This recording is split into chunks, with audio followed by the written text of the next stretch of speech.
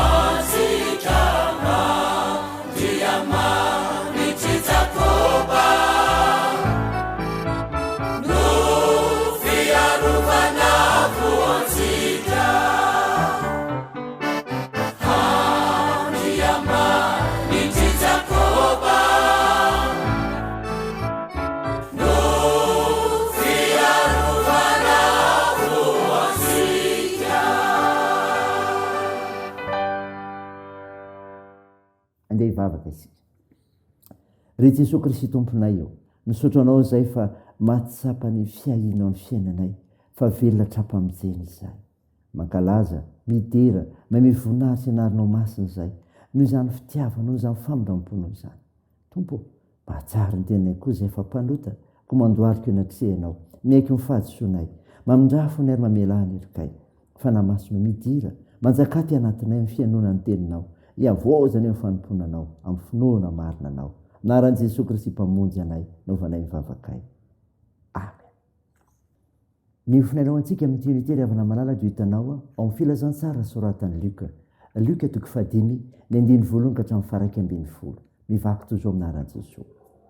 Ary nifanizina tamin'ny vahoaka mba hiainy tenin'Andriamanitra, dia nijanona teo amoron'ny farihan'i Genesarety Jesosy. Ary nahita sambo kely roa nijanona teo an-tsisin'ny farizy, fa ny mpanarato efa niala taminy ka nanasa ny aratony. Ary niditra teo amin'ny sambo kely anankiray izy any Simona izy, dia nangataka tamin'ny hiataka kely amin'ny tany. Dia nipetraka teo an-tsambo kely izy ka nampianatra ny vahoaka. Ary efa nitsahatra ny teny Jesosy dia hoy izy tamin'ny Simona, mandrosoa ny amin'ny lalina dia alatsao ny aratonareo azony azan-drano. Fa Simona namalika nanao hoe, tompoko, mandritry ny alana efa nikelezanay ihany, nefa tsy nahazo na inona, kanefa noho ny teninao dia alatsako ihany ny arato. Ary efa nataony izany dia nahazo azan-drano be diabe izy, ka efa nizitritra ny aratony. Ary izy nanatsika ny namany izay teo amin'ny sambo kely hafa mba ho avy hanampy azy, dia avy reto, ary nofenoany sambo kely roa fa efa saiky niletika. Ary efa hitan'ny Simona Petera izany, dia niankoaka tamin'ny tongotra Jesosy ka nanao hoe, tompoko, miala amiko fa olomeriko aho. Fa talanjony izy sy izay rehetra teo aminy no niabe ny azan-drano izay azony. Ary toy izany koa Jakoba sy Jona, zanak' Zebedeo, izay niomon-draharaha tamin'ny Simona. Dia hoy Jesosy tamin'ny Simona, aza matahotra, hatramin'izao ankehitriny izao dia olona kosa no azonao. Ary rehefa nampiantsona ny sambo kely teo an-tanety izy, dia nafony zavatra rehetra ka nanaraka an'i Jesosy. Amen. Ray masino, manamasinana ny fahamarinana, ny teninao ny fahamarinana. Amen. Ray havana malala, ho aminao ny fiadanan'ilay Jesosy Kristy mpamonjy antsika. Nofinaina ho antsika anio ka norinantsika teo filazantsara ny Luka 10:1-20. Tantara nampahazony Jesosy ampetera azan-drano be. Milaza izany eto fa ny fankatoavana ny teny Jesosy dia azona vokatra tsara. Zany rehefa fankatoavana ny teny Jesosy dia azona vokatra tsara. Kanefa noho ny teninao dia latsaka ihany ny arato. Zany indeny fahaty.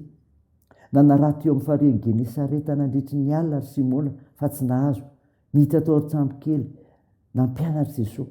Rehefa vita ny teny Jesosy dia nasain'i Jesosy nalatsaka indray ny arato ka nahazo azan-drano maro satria nankatoa ny teny Jesosy Simona. Arak'izany, rehefa mankatoa ny teny Jesosy ny olona dia azo vokatra be amin'ny asa ataony. Ny herin'ny fankatoavana ny teny Jesosy ry havana malala no miteraka fahombiazana amin'ny asa izay atao.